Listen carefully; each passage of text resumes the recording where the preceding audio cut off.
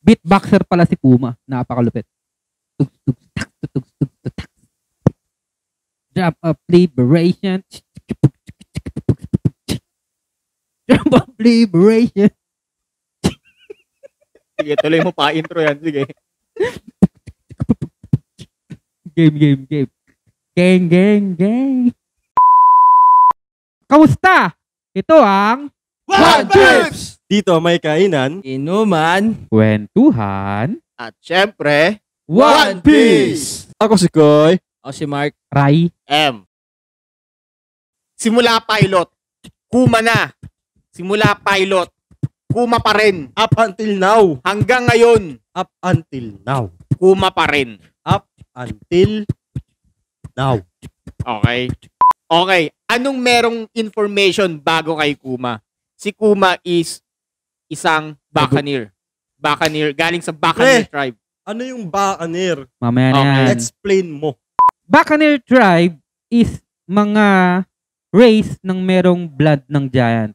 Kaya kung mapapansin nyo, si Kuma is malaki. Malaki ang? Pangangatawan. Okay. Alright. Kala nyo titi, no?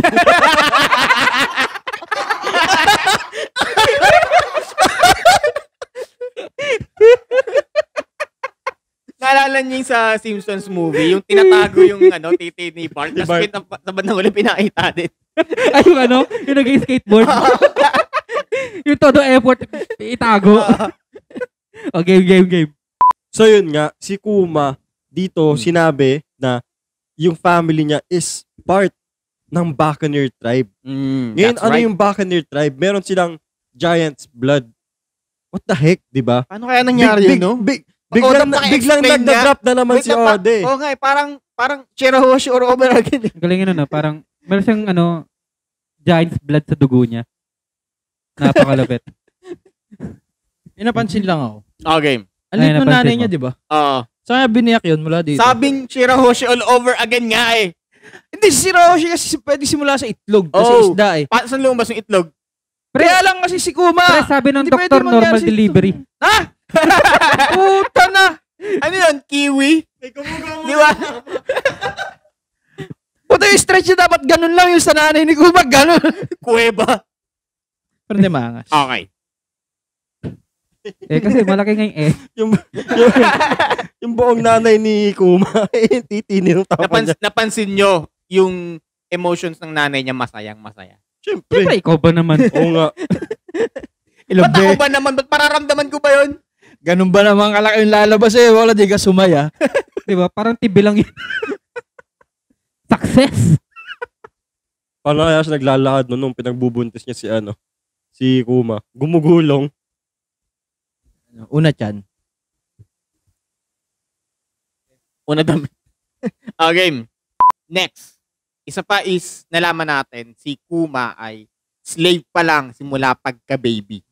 Hindi. Yung race nila. Once na Hindi naman. Hindi naman. Na kasi nalaman kasi ng world government na meron siyang Buccaneer tribe or meron siyang giant's blood sa Ano dugo. yung problema ng mga shit na tao na yun? Yun nga eh.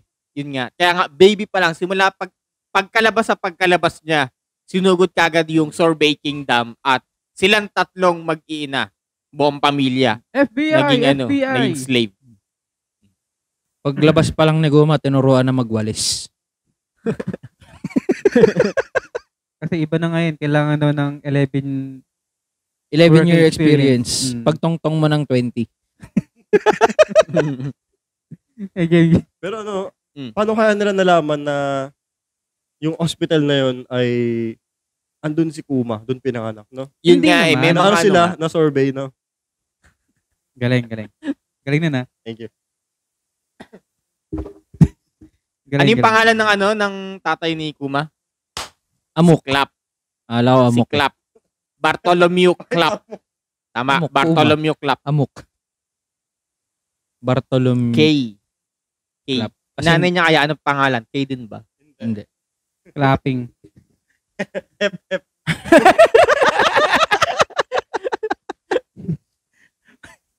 Gago.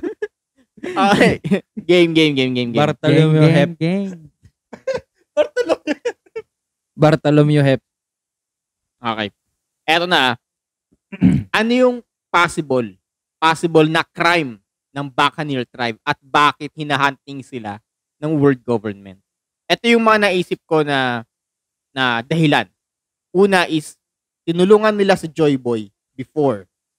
Yung lahi nila, Kuma. Yung Buccaneer Yung tribe. Buccaneer tribe. Pangalawa is, ini-spread nila yung knowledge about sa warrior of liberation. Kala ko nini-spread eh. Ay, game. Legacy. Ang pangatlo is yung existence nila with giants blood. Parang it's a Blasphemy. parang hindi pwede or Weird parang shit. tabu. Oo. Parang kumbaga malas. Bawal ang mixed race. Oh, so parang lumalabas nga na. Races sila. Yes. Kaya nga maraming race. Yes. Yo. Racist, yo. Racers. Ano, Game. actually, yung tatlo pwede. Pero ang major dyan is yung liberation. Mas maano yung liberation. Na yun nga,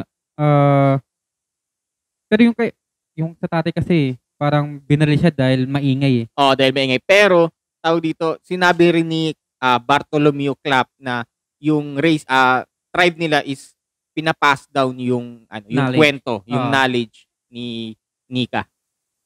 Oo. Nandun na rin sa nandun na sa panel. Possible nga na Oh. alam ni Kuma na si Luffy possible lang magiging Nika. Kaya nga, syempre, as a father kay Bonnie, pinas down din niya yung knowledge niya kay Bonnie. Pero sa pamamagitan nung Beatboxing. Hindi ko nga, doon ko lang nakita si Kuma na sumasayaw. For the first Sumasayaw. time. Sumasayaw, nakangiti. Danik Capri. Yeah. Cut!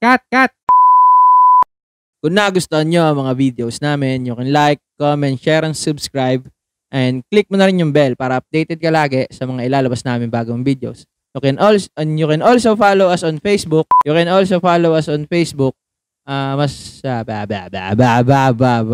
alam. You can follow us also on Facebook dahil meron doon kaming page. Yun lang.